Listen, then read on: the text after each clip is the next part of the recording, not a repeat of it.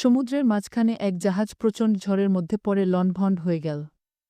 সেই জাহাজের বেঁচে যাওয়া এক যাত্রী ভাসতে ভাসতে এক নির্জন দ্বীপে এসে পৌঁছাল। জ্ঞান ফেরার পর প্রথমেই সে ঈশ্বরের কাছে প্রাণ খুলে ধন্যবাদ জানাল তার জীবন বাঁচানোর জন্যে। প্রতিদিন সে দ্বীপের তীরে এসে বসে থাকত যদি কোনো জাহাজ সেদিকে আসে এই আশায়। কিন্তু প্রতিদিনই তাকে হতাশ হয়ে ফিরে আসতে হতো। এরই মধ্যে সে সমুদ্রতীরে তার জন্যে একটা ছোট ঘর তৈরি করে ফেলল।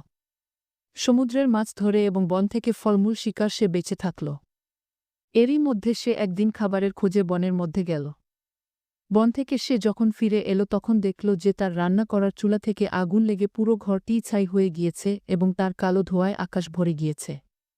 লোকটি চিৎকার করে উঠল, হায় ঈশ্বর, তুমি আমার ভাগ্যে এটাও রেখেছিলে।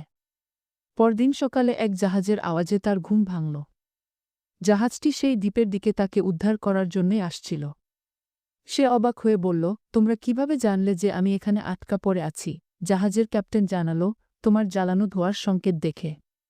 সব সময় মনে রাখবেন, ঈশ্বর যা করেন ভালোর জন্যই করেন।